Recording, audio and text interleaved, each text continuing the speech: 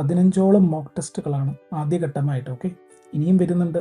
മെയിൻസിൻ്റെ ഓരോന്നിൻ്റെയും മോക്ക് ടെസ്റ്റുകൾ വരുന്നുണ്ട്, സ്പെഷ്യൽ ടോപ്പിക്കിൻ്റെ ടെസ്റ്റുകൾ വരുന്നുണ്ട്. ഇനി ഈ ചോദ്യങ്ങളിലൂടെ എങ്ങനെ പഠിക്കാമെന്നുള്ളത് അതും ഞങ്ങൾ നിങ്ങൾക്ക് പറഞ്ഞു തരാം. പല ആൾക്കാരും വിട്ടുപോകുന്ന കുറേ ക്വസ്റ്റ്യൻസ് ആണ് കമ്പ്യൂട്ടർ റിലേറ്റഡ് ക്വസ്റ്റ്യൻസ്. വളരെ ഇമ്പോർട്ടൻ്റ് ആണ്. ഇപ്പോൾ ഇതിൽ നോക്കൂ ചോദ്യങ്ങൾ, ഇവയിൽ ഏതാണ് കമ്പ്യൂട്ടർ ഹാർഡ്വെയർ അല്ലാത്തത്? ഓക്കെ, ഇത് വളരെ എളുപ്പമുള്ള ചോദ്യമാണ്, പല ആൾക്കാർക്കും ഡയറക്റ്റായിട്ട് ആൻസർ അറിയുന്നതാണ്. എന്നിരുന്നാൽ പോലും കമ്പ്യൂട്ടർ റിലേറ്റഡ് ആയിട്ടുള്ള ഒരു 5 ചോദ്യങ്ങൾ മസ്റ്റായിട്ട് നിങ്ങളുടെ എക്സാമിന് ഉണ്ടാവും. ഓക്കെ, അടുത്ത ട്രോപ്പിക് ഓഫ് ക്യാൻസർ അല്ലെങ്കിൽ ഉത്തരായന രേഖ, എല്ലാവർക്കും പ്രിയപ്പെട്ട ചോദ്യം. എല്ലാ നികുതികളും ഇതിൽ ഉൾപ്പെടുന്നു. ഇത് നിങ്ങളെ ചിന്തിപ്പിക്കും, ഏതൊക്കെ നികുതി എങ്ങനെയാണ്, ഓക്കെ, അതിൻ്റെ സ്ട്രക്ചർ എന്നുള്ളത്. ചാർട്ടർ ആക്ട് പ്രകാരമാണ് ഇന്ത്യയിലെ ബ്രിട്ടീഷ് കോളനി വൽക്കരണം നിയമവിധി. ഏത് ചാർട്ടർ ആക്ട് പ്രകാരമാണ്? അപ്പോൾ നിങ്ങളുടെ മൈൻഡിൽ പോകണം 1813 എന്ന് പറഞ്ഞാൽ അതിൽ എന്തൊക്കെയാണ്, 1833 എന്തൊക്കെയാണ് ഉള്ളത്, 1853 എന്തൊക്കെയാണ് പറഞ്ഞിരിക്കുന്നത്, 1793 ഒരു ആക്ട് ഉണ്ടെങ്കിൽ അതിലെന്തൊക്കെയാണ് പറഞ്ഞിരിക്കുന്നത്, ഇതെല്ലാം നിങ്ങളുടെ മൈൻഡിലൂടെ കടന്നു പോകണം. ഓക്കെ, നിങ്ങൾ അതിനെപ്പറ്റി ചിന്തിക്കണം. അങ്ങനെയാണ് നിങ്ങൾ പഠിക്കേണ്ടത്.